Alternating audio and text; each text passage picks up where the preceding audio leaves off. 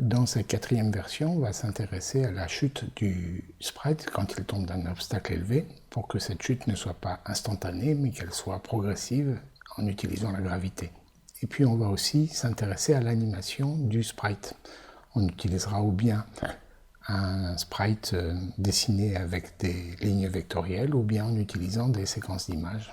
Et puis le dernier point qu'on abordera, c'est la gestion du terrain de jeu qui va être beaucoup plus étendu. Au lieu de faire déplacer le lutin sur une image fixe, eh bien, on va garder le lutin au centre de l'écran et on prendra une image beaucoup plus étendue, de taille illimitée, qui permettra d'étendre le jeu.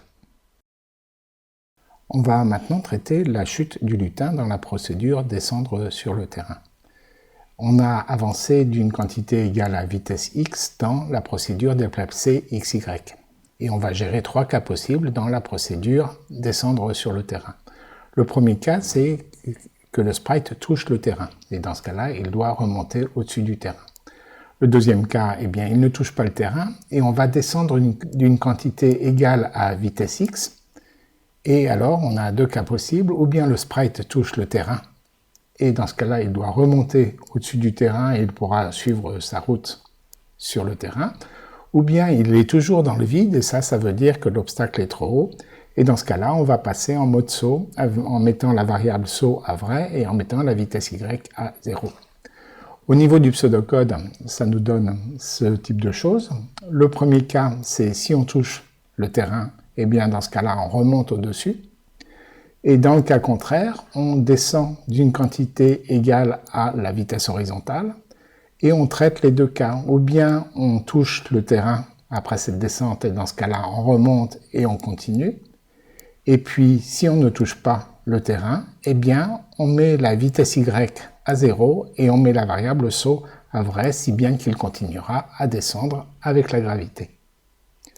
Je vous laisse vérifier le diagramme des flux correspondants et on va faire le code.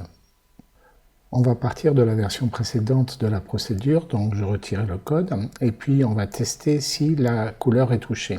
Si oui, eh bien on va répéter jusqu'à ce que la couleur ne soit plus touchée, ajouter 1 à Y, donc à la fin de cette boucle, eh bien le sprite ne touchera plus le terrain.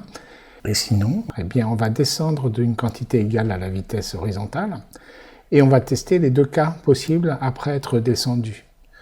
Ou bien la couleur est touchée, auquel cas il faut remonter, donc je rajoute la boucle jusqu'à ce que la couleur ne soit plus touchée, je remonte, auquel cas, là encore, le sprite ne touche plus le terrain.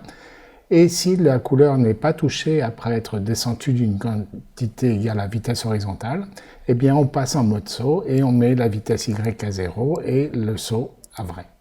Vous pouvez maintenant tester, vous verrez que le sprite descend doucement avec la gravité. On va maintenant passer à l'animation du sprite que l'on peut faire à partir d'une séquence de costumes. Ces costumes, vous pouvez les créer soit en mode vectoriel à partir d'un petit modèle que vous dupliquez et que vous modifiez avec les outils de dessin vectoriel, en particulier avec les outils de sélection de points.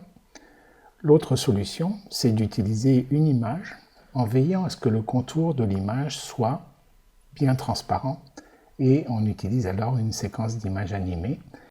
Pour rendre transparent une zone monocolore, vous pouvez utiliser le pot de peinture ici, après avoir sélectionné la couleur transparente, là dans les outils de dessin en mode bitmap.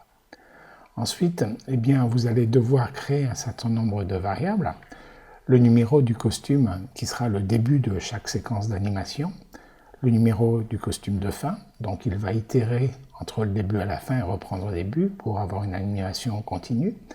Et ensuite, vous pourrez aussi choisir un costume pour le cas où le sprite saute en montant et dans le cas où il descend.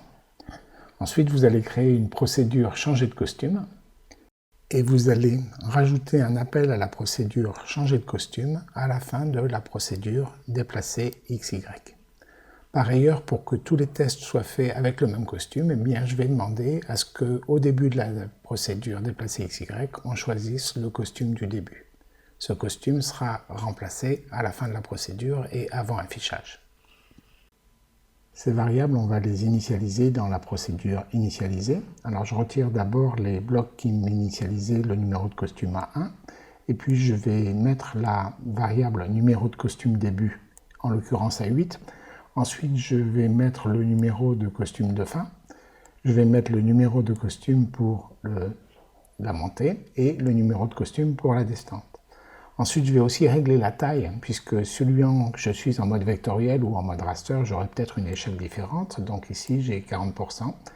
Et ensuite, je mets le numéro de costume au numéro du début pour commencer et je bascule ce numéro de costume. Alors voilà, j'ai modifié ma procédure d'initialisation. Dans l'exemple que vous pourrez retrouver sur Internet, eh bien, vous avez les deux exemples avec deux séquences. Une séquence de costumes qui correspondent au bonhomme animé, 2, 5, 6, 7, et puis une séquence qui correspond à des images, 8, 12, 9, 13. Vous pourrez utiliser celle que vous voulez. Pour la procédure changer de costume, on va d'abord tester si le sprite saute. Si oui et que la vitesse est supérieure à 0, eh bien on va mettre le numéro de costume à numéro de costume monté. S'il descend, eh bien on va mettre le numéro de costume à numéro de costume descente. Ensuite, on va regarder si la vitesse x est égale à 0 ou pas. Et si ça n'est pas le cas, eh bien on va augmenter de 1 le numéro de costume. Et on va tester si le numéro de costume reste dans la gamme des valeurs autorisées. S'il est supérieur à la valeur max qui est le numéro de costume fin ou s'il est inférieur au numéro de costume début, eh bien on va mettre ce numéro de costume à numéro de costume début. Et à la fin, eh bien on va basculer vers le numéro de costume. Et voilà pour la procédure changer de costume. Voilà, on peut maintenant tester. Dans la prochaine version, on va s'intéresser au panoramique, c'est-à-dire à la possibilité d'avoir un jeu sur un très grand champ.